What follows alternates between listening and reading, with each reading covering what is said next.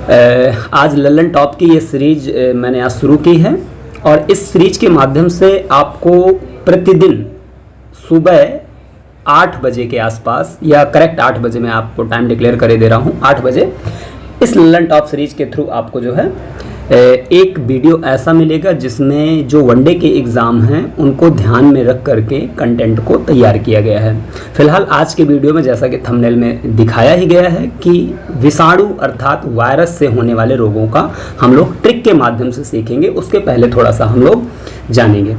तो सबसे पहले हम वायरस से होने वाले जो रोग हैं उनको जानें। उससे पहले हमें ये जानना है कि आखिरकार ये जो वायरस होता है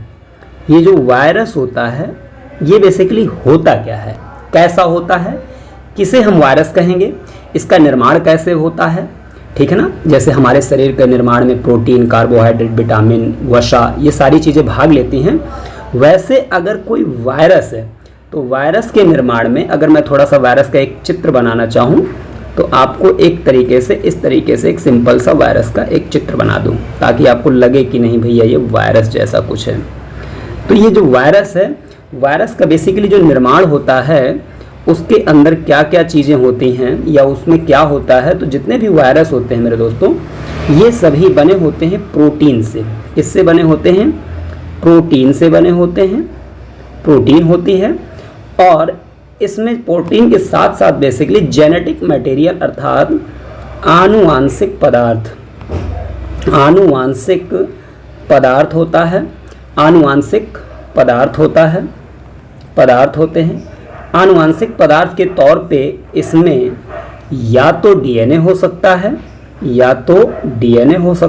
या बेटा इसमें आरएनए हो सकता है। इस चीज़ को याद रख लीजिएगा। और बाकी इसमें प्रोटीन होती है, ठीक है ना। तो कोई पूछे आपसे कि जो वायरस होते हैं बेसिकली वो किस चीज़ से बने होते हैं, तो ये प्रोटीन और आनुवांशिक पदार्थ से मिलकर बने होते हैं, ठीक है ना। और आनुवांशिक पदार्थ में क्या हो सकता है वायरस के अंदर? तो या तो डीएनए हो सकता है और या तो आरएनए हो सकता है। जितने भी वायरस होते हैं ये बहुत ही सूक्ष्म होते हैं। क्या होते हैं? ये बहुत सूक्ष्म होते हैं और सूक्ष्म होने के कारण हम इन्हें इलेक्ट्रॉनिक सूक्ष्मदर्शी से ही देख सकते हैं। इन्हें हम किससे देख सकते हैं? इलेक्ट्रॉनिक सूक्ष्मदर्शी से ही हम इनको देख सकते हैं। ये बात याद रख लेना है, इस चीज़ को आपको समझ में आनी चाहिए। इसके बाद एक चीज़ और याद रख लेना है यहाँ पर कि जो वायरस होते हैं वो स्वतंत्र अवस्था में जो है मृत जीवों के समान व्यवहार करते हैं। स्वतंत्र अवस्था में ये जो वायरस होते हैं ये स्वतंत्र अवस्था में कैसा व्यवहार करते हैं? तो मृत जीवों की भांति व्यवहार करते हैं, ठीक है। और जैसे ही ये किसी बॉडी के संपर्क में आते हैं, किसी जीवित जीव के सजीव के संपर्क में आते हैं, वैसे ही अपने आप को जीवित जीवों की भांति व्यवहार करने लगते हैं, ठीक। इसलिए हम वायरस को क्या कह सकते हैं? इसे हम सजीव व निर्जीव के बीच की कड़ी,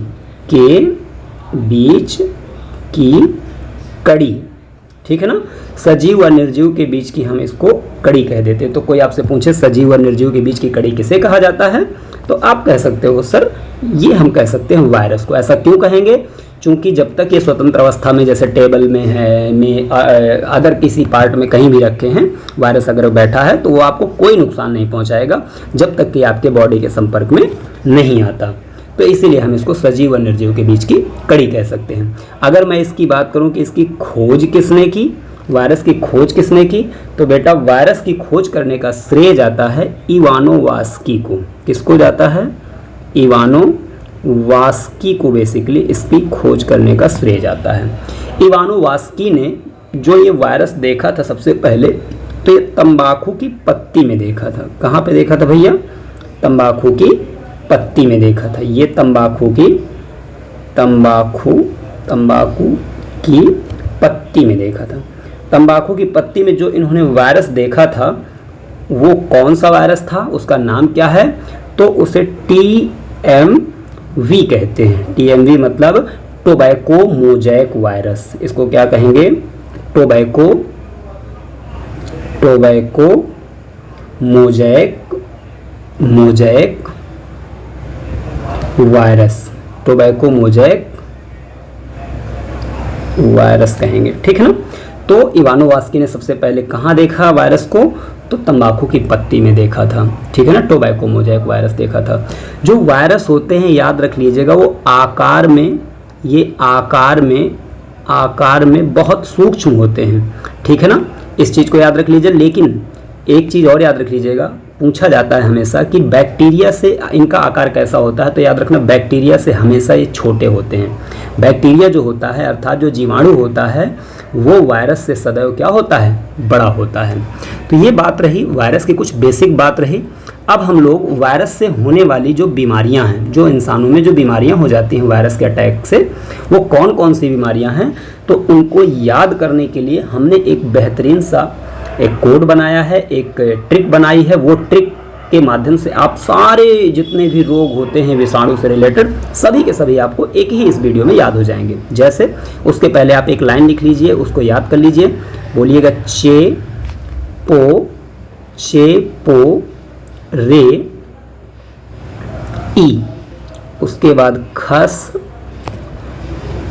अड, चेपो रे ई खसड, और फिर उसके बाद बोलेंगे जा पी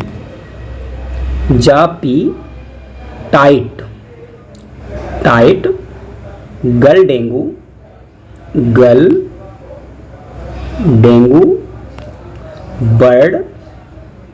बर्ड स्वाइन।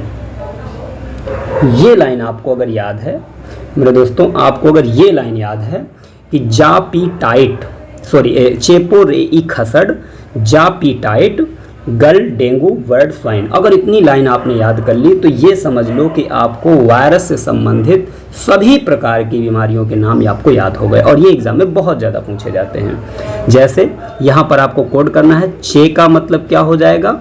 तो चे का मतलब बेटा चेचक होता है। अगर आपसे चेचक कोई पूछे कि कैसा बीमारी है, तो ये वायरस से होने वाली बीमारी है। चेचक बेटा किससे फैलता है? कौन सा वायरस इसे फैलाएगा? तो वेरिओला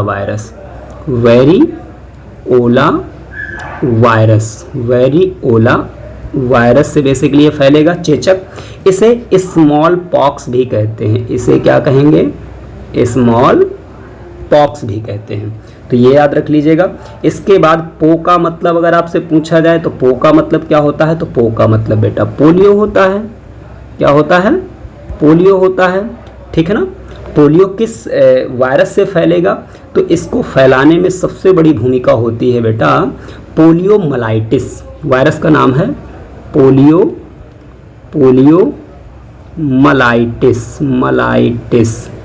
पोलियोमाइलाइटिस बेटा वायरस है जिसके कारण पोलियो हो जाता है। उसके बाद अगर आपसे पूछा जाए रे का मतलब क्या है, तो रे का मतलब कहोगे सर इसका मतलब है रेबीज। रे का मतलब क्या है? रे का मतलब बेटा है रेबीज। तो रे का मतलब हमने क्या लिख लें? तो हम लिखेंगे इसका मतलब रेबीज है, ठीक है ना। कुत्तों के माध्यम से फैलता है ये रोग, आपको पता होगा। और देखो सबके वायरस याद करना जरूरी नहीं है कि कौन सा रोग किस वायरस से होता है। ज़्यादातर क्वेश्चन ऐसे ही पूछे जाते हैं वनडे के एग्जामों में या ज़्यादातर एग्जामों में कि निम्नलिखित में से कौन सा वायरस से होने वाला रोग है। सो आप इनके नाम ही याद रख लीजिएगा। उसके बाद ई का मतलब है बेटा इन्फ्लुएंजा। ई का मतलब क्या है? ई का मतलब है इन्फ्लुएंजा। खस का मतलब क्या है? खस का मतलब है बेटा खसरा है, ठीक है ना। उसके बाद अड का मतलब क्या है? अड का मतलब है बेटा मेरे एड्स। अड का मतलब क्या है? एड्स है। अब एड्स के वायरस का नाम जरूरी है याद रखना, चूंकि एड्स के वायरस का नाम क्या है? HIV। एड्स किस वायरस से फैलता है? तो HIV से फैलता है। HIV वायरस का नाम है और एड्स बीमारी का नाम है। उसके बाद जा का मतलब आप क्या याद रखेंगे? जा का मतलब जापानी इंसेफ्लाइटिस। बोलो तो जापानी इंसेफ्लाइटिस, ठीक है ना। उत्तर प्रदेश में इसके ठीक ठाक केस आपको देखने को मिलते हैं और ये आर्बो वायरस से हो जाता है। आर्बो वायरस इसका नाम है। आर्द्र क्षेत्रों में सबसे ज़्यादा जापानी इंसेफेलाइटिस के केस आपको देखने को मिलते हैं। जो क्षेत्र थोड़ा वेट रीजन पाए जाते हैं, जैसे उत्तर प्रदेश का गोरखपुर वाला रीजन काफ़ी वेट रीजन है और इसलिए वहाँ पर बेसिकली जापानी इंसेफेलाइटिस के अक्सर केस हमको देखने को मिलते हैं। इसके बाद पी का मतलब मेरे दोस्तों है पीलिया। पी का मतलब क्या है? पी का मतलब है पीलिया, पीलिया रोग है, ठीक है ना। टाइट का मतलब क्या याद रख लेना है? टाइट का मतलब याद रख लेना है हेपेटाइटिस। क्या याद रख लोगे? हेपेटाइटिस। ये लीवर से संबंधित बेटा बीमारी है, लीवर इसमें प्रॉब्लम में आ जाता है। हेपेटाइटिस कई प्रकार का होता है, hepatitis A, hepatitis B, hepatitis C, hepatitis D, E and G, जिसमें से बी और सी हेपेटाइटिस सबसे ज़्यादा खतरनाक होता है। और हेपेटाइटिस से क्या होता है तो आप कहोगे सर लीवर हमारा खराब हो जाता है। इसके बाद एक और बीमारी है गल। गल का नाम बेटा क्या है? गल का नाम है गलसुआ। गल का नाम है गलसुआ। गलसुआ डिसीज़ है, इसको याद रख लीजिएगा। गलसुआ मम्स वायरस से होता है। इसके बाद इसको तो सब लोग जानते होंगे, नहीं जानते हैं तो अगले महीने आप जान जाएंगे, क्योंकि अगले महीने डेंगू का बहार आने वाली है। जुलाई के बाद जब से जून अगस्त सितंबर आता है उस समय डेंगू खूब सारा फैलता है। तो डेंगू का मतलब तो डेंगू ही हो गया। डेंगू का मतलब तो डेंगू ही हो गया। ये डेन 1, 2, 3 नाम से वायरस इसके होते हैं, जिसके कारण ये फैल जाता है। और एक फेमस बीमारी है बेटा बर्ड फ्लू। बर्ड का मतलब यहाँ पर बर्ड फ्लू। बर्ड का मतलब होता है यहाँ पर बर्ड फ्लू। और बर्ड फ्लू के वायरस का नाम काफ़ी इंपॉर्टेंट है, जिसको याद रख लेना H5N1। तो ये इंपॉर्टेंट है। और स्वाइन का मतलब है बेटा स्वाइन फ्लू। स्वाइन का मतलब है स्वाइन फ्लू, ठीक है ना। बर्ड फ्लू आपको पता है पक्षियों से फैलता है और स्वाइन फ्लू कुत्ते से फैलता है, ठीक है ना। तो स्वाइन फ्लू के वायरस का नाम इंपॉर्टेंट है, इसको याद रख लीजिएगा H1N1। तो इस तरीके से आप जो है वायरस से होने वाली सभी बीमारियों को आप याद कर लेना। इससे बाहर बेटा वायरस से संबंधित बीमारियां कभी नहीं पूछी जाएंगी। और ये वीडियो जरूर आपके एग्जाम में एक क्वेश्चन फंसाने का प्रयास करेगा। तो ऐसे ही मेरे कंटिन्यू वीडियो देखो, मैं फिर से बोल रहा हूँ, लल्लन टॉप मेरी सीरीज के माध्यम से जितनी भी ट्रिक के माध्यम से जो आप चीज़ें सीखेंगे, इसमें केवल और केवल ट्रिक के माध्यम से चीज़ें मैं सिखाने का प्रयास करूँगा।